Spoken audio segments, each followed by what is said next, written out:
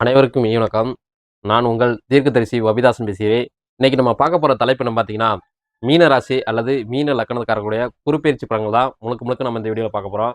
இந்த வீடியோல முழுக்க முழுக்க நம்ம எந்த ஒரு ஜோதிடர் சொல்லாத அளவுக்கு தான் இந்த வீடியோல நம்ம குருப்பெயர்ச்சி பலன்கள் சொல்லப் போறோம். அதனால நம்முடைய புதன்குரு ஆஸ்ட்ராலஜி சேனலை நீங்க சப்ஸ்கிரைப் பண்ணி வச்சுக்கங்க. அங்க இருக்க பெல் ஐகானை பிரஸ் பண்ணி வச்சுக்கங்க. மீன ராசி, மீன லக்னத்துல பொறந்துட்டாவே உங்களுக்கு உண்டான கிரகம் என்னன்னு பார்த்தீங்கன்னா, நிறைய பேர் நினச்சிக்கிட்டு இருப்பீங்க உங்களுக்கு உண்டான கிரகம் குருன்னு நினச்சிட்டு இருப்பீங்க. அப்படி பார்த்தீங்கன்னா, அப்படி கிடையவே கிடையாது. ஏன்னா, அவங்கலாம் ஜோதிடர். சரிங்களா? அவங்கலாம் ஜோதிடர். 1000 புத்தகத்த பார்த்து படிச்சுட்டு வந்து அப்படியே மனப்பாடமா ஒப்பிக்கக்கூடிய ஒரு நபர்கள். அப்ப நீங்க யாருன்னு என்ன பார்த்து நீங்க கேட்டீங்கன்னா, நான் தீர்க்கதரிசி. ஸோ, அதனால நம்ம சொல்லக்கூடிய பலன்களும், குருப்பெயர்ச்சி பலன்களும், அவங்க சொல்லக்கூடிய குருப்பெயர்ச்சி பலன்களும் ரொம்ப வித்தியாசம் இருக்கும். சரிங்களா? மீன ராசி அல்லது மீன லக்னத்துல பிறந்துட்டாவே உங்களுக்கு உண்டான கிரகம் என்னன்னு பார்த்தீங்கன்னா, சனி தான்.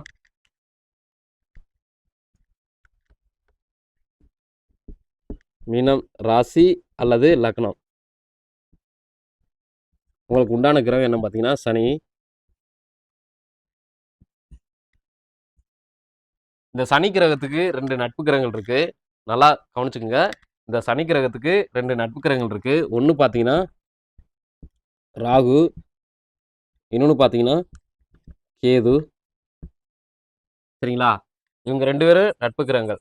குருதசையை காட்டிலும் உங்களுக்கு நடக்கக்கூடிய குருதசையை காட்டிலும் இவங்க 2 தசை நடக்கும்போது மட்டும் தான் உங்களுடைய வாழ்க்கையில அபரிவிதமான முன்னேற்றம் ஏற்பட்டிருக்கும். அதாவது வளர்ச்சி ஏற்பட்டிருக்கும்.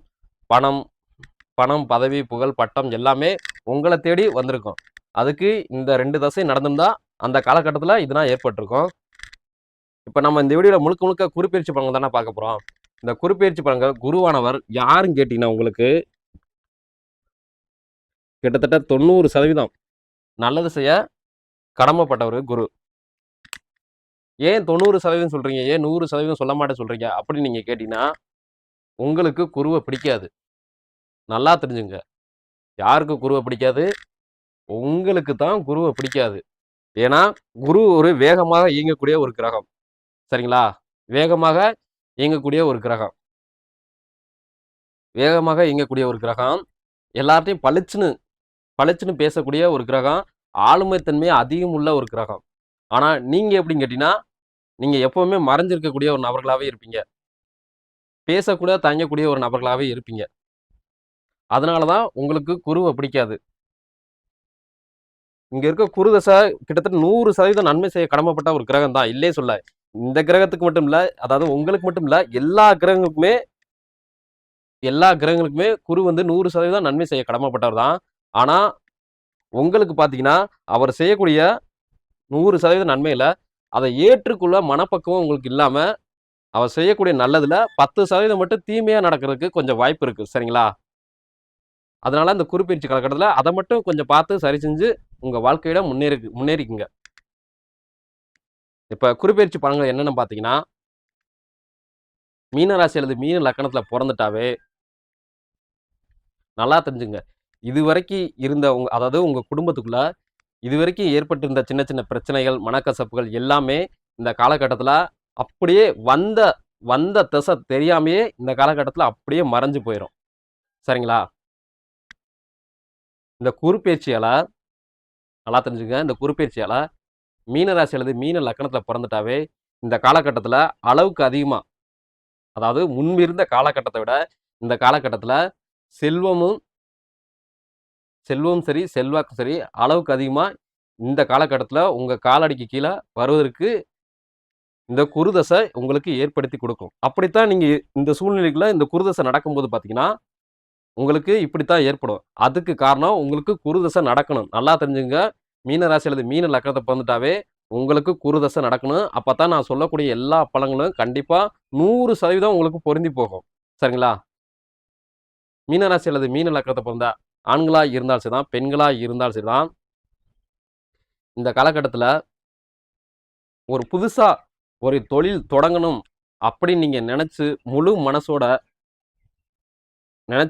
மனசோட அதுக்கான வேலைகளை இந்த காலகட்டத்துல நீங்க செஞ்சீங்கன்னா, அல்லது ஏற்கனவே நான் செஞ்சு வச்சிருந்தேன். அதை இந்த காலகட்டத்துல எடுத்து நான் செயல்படுத்தலாம் அப்படின்னு நீங்க நினைச்சீங்கன்னா, கண்டிப்பா முழு மனசோட எடுத்து செயல்படுத்துங்க.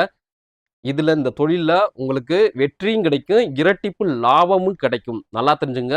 வெற்றியும் கிடைக்கும், இரட்டிப்பு லாபமும் கிடைக்கும் இந்த காலகட்டத்துல.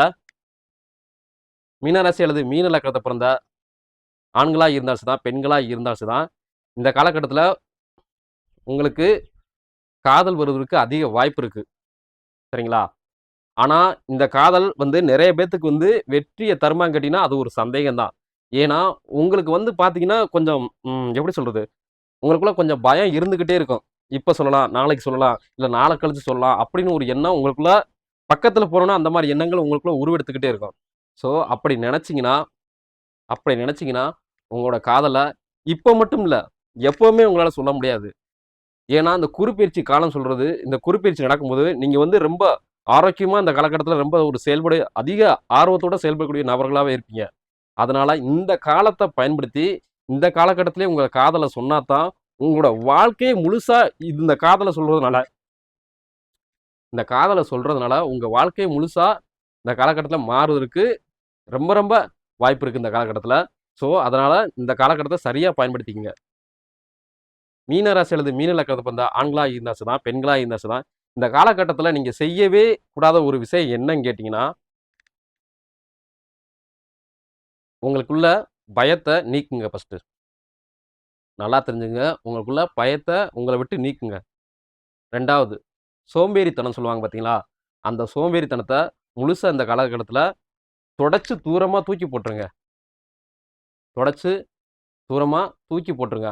அப்படி தூக்கி போட்டா மட்டும் தான், நீங்க செய்யக்கூடிய ஒவ்வொரு செயல்லயும் இந்த காலகட்டத்தில கண்டிப்பா வெற்றி கிடைக்கும். இல்லாட்டா வெற்றி கிடைக்குது.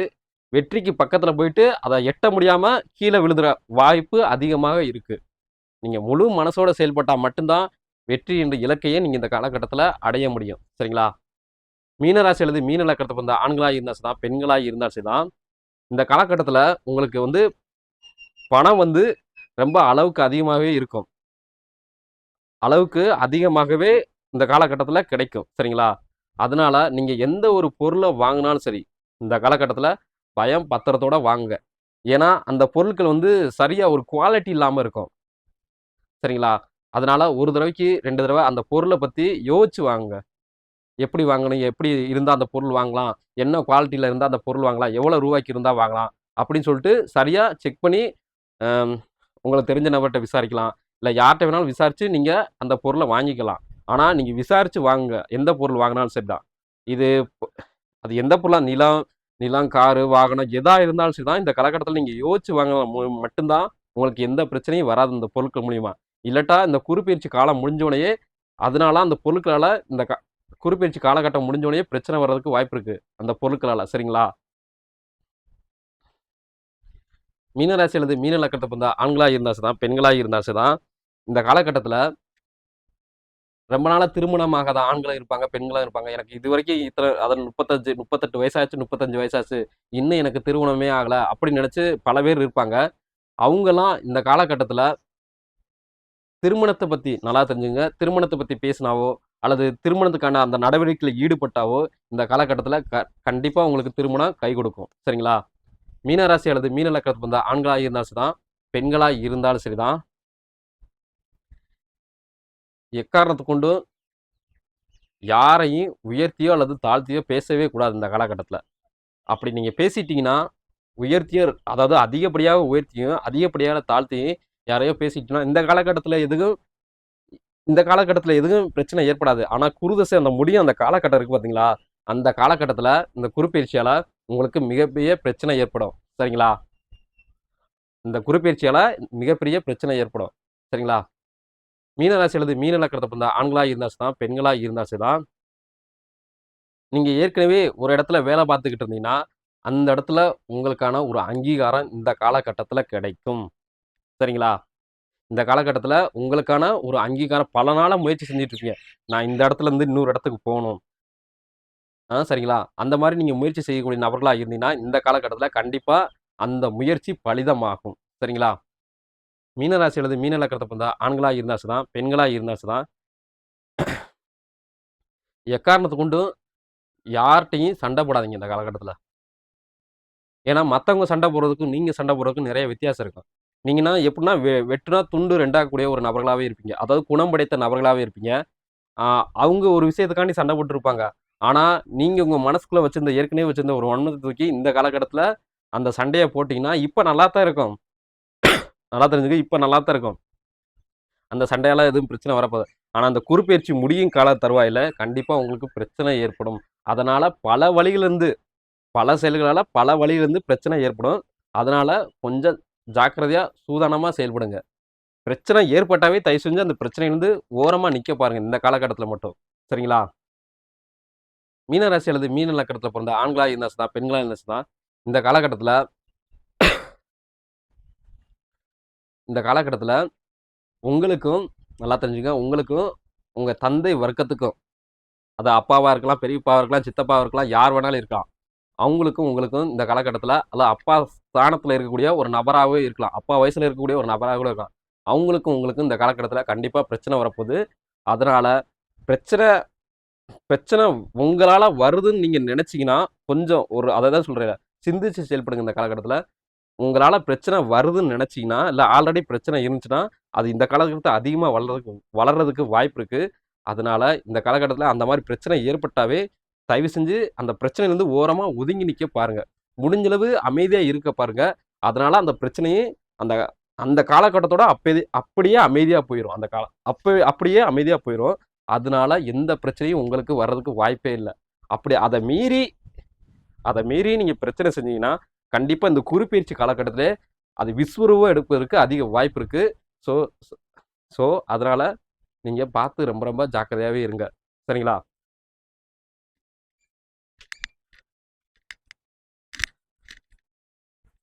ஸோ இது போல பல அருமையான தகவல நீங்க தெரிஞ்சுக்கணும்னு ஆசைப்பட்டீங்கன்னா, நம்மளுடைய புதன்குரு ஆஸ்ட்ரா சேனல நீங்க சப்ஸ்கிரைப் பண்ணி வச்சுக்கங்க. அங்க இருக்க பெல் ஐகான பிரஸ் பண்ணி வச்சுக்கங்க. பாய். மீண்டும் புதிய ஒரு தலைப்பில் சந்திப்போம்.